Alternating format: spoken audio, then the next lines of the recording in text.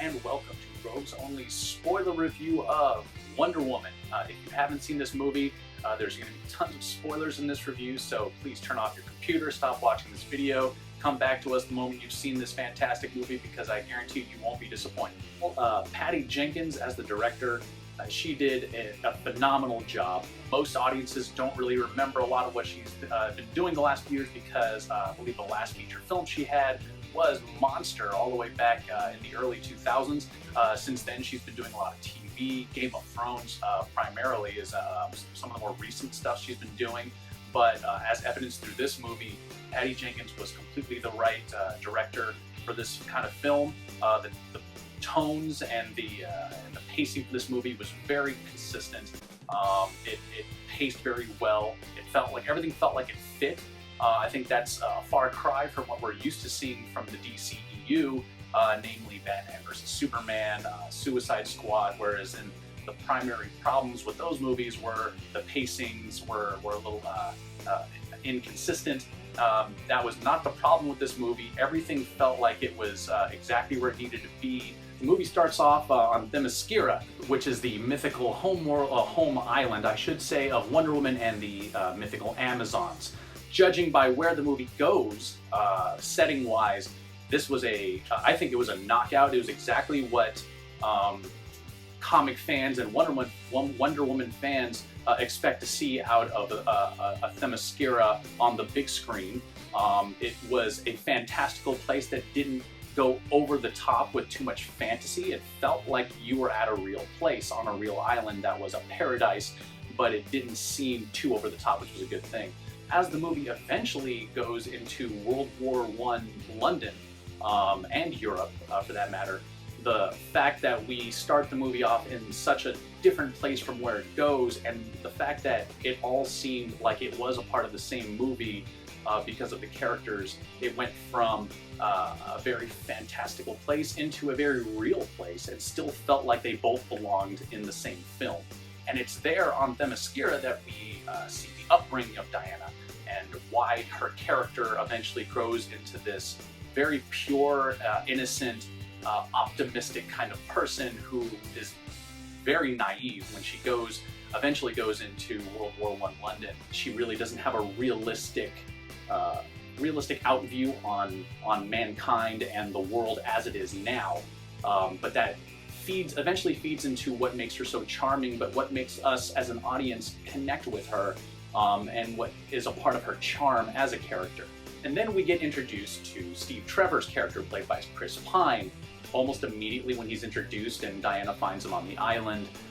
We are introduced to his moral compass, which is very defined, and it's very endearing. The scene where Diana and Steve are leaving Themyscira on the boat, that scene I think was one of the most important scenes in the movie, and it was by far one of my favorite scenes in the movie because it kind of sets up this chemistry between the two. Here are two people from completely different worlds, and their outlooks are clashing right here, but not in an aggressive way, but kind of in a very innocent way.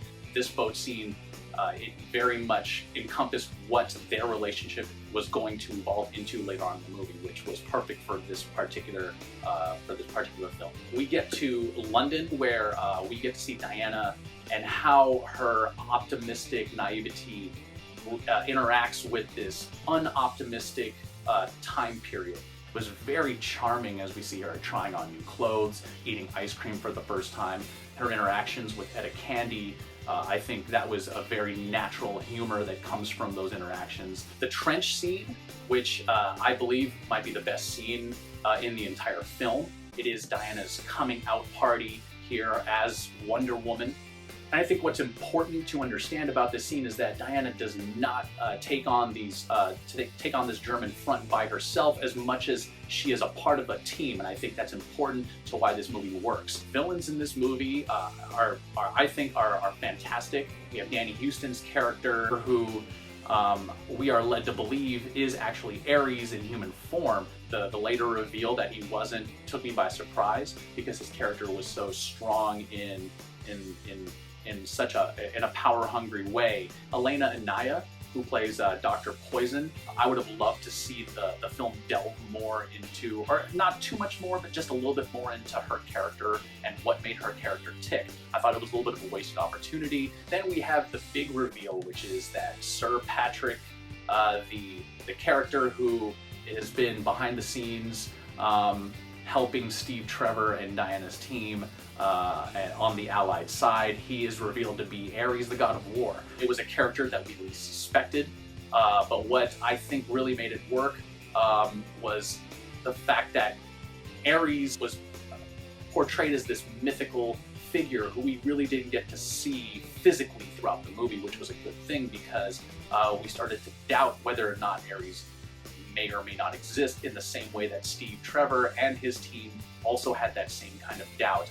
Diana was convinced that he existed, but we as an audience are kind of seeing this through Steve's eyes, which is, does he exist, does he not?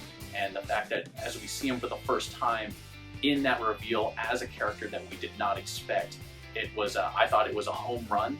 And in that final scene, we have two different perspectives here that are tugging at Diana's moral compass. We have Ares, who is explaining to Diana how mankind will always have this flaw, and then we have Steve, who represents the goodness of mankind and what mankind should be like.